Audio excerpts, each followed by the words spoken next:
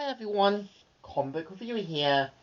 This time reviewing on Justice League Warworld.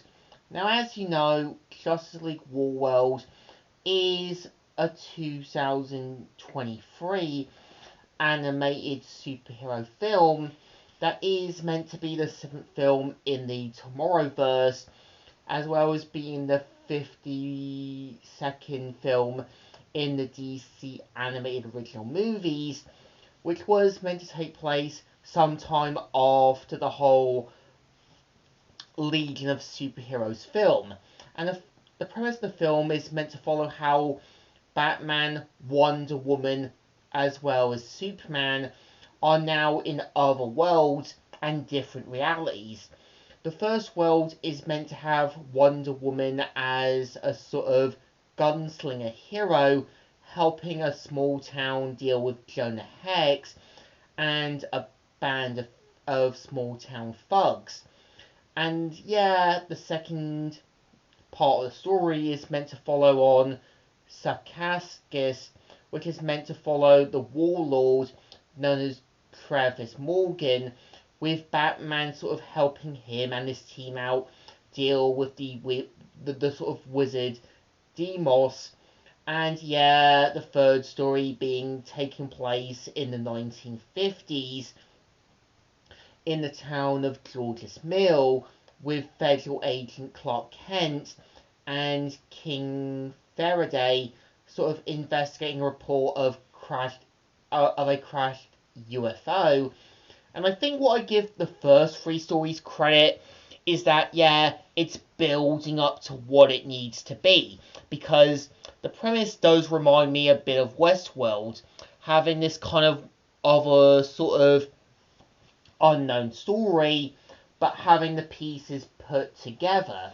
And yeah, when we do kind of get the introduction of John Jones and sort of revealing who really is pulling the strings, I kind of give the sort of film credit is that with Mongol's design, they don't make him like a Darkseid wannabe, but instead making him look a little skinnier and trying to have it revealed what his true motives are, and having it that yeah, Lobo only works with him to sort of get payment and sort of leverage.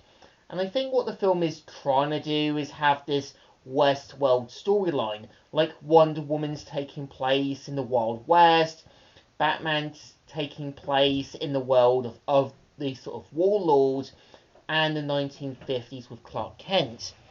And I think the story does remind me a bit like trying to kind of see the characters in these otherworldly settings, seeing them kind of work together, and trying to come them to realise who is really pulling the strings.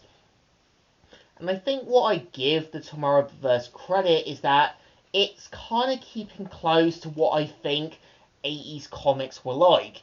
Seeing characters having to work together when they find themselves in a different reality. Seeing them having to work together to find the pieces. And having them to sort of work together to stop the main villain in sort of stopping their sort of make-believe reality. And I know that, yeah, the point of the movie is meant to be the starting point to the whole Crisis on Infinite Earth storyline. And yeah, you actually do see the character Highbringer saving Batman, Superman, as well as Wonder Woman, and starting the point of the whole Crisis storyline, which was the point with most DC comics, as they were building up to a story, showing the characters in the sort of forthcoming crisis, and then setting the story sort of in motion. And I think from the way yeah, the trailers are trying to show the story, and the sort of sneak peeks is showing what they want to do for the crisis. And a part of me is hoping that they're not going to mess it up, basically make it like a watered down version of what I think Crisis on Infinite Earths is supposed to be, because Crisis on Infinite Earths is supposed to be this big coming to sort of endgame storyline, seeing characters from the Golden Age, Silver Age, and Bronze Age dealing with a dangerous threat. And I'm hoping they're not going to mess it up. I'm hoping that after Warworld, they know what they're trying to set.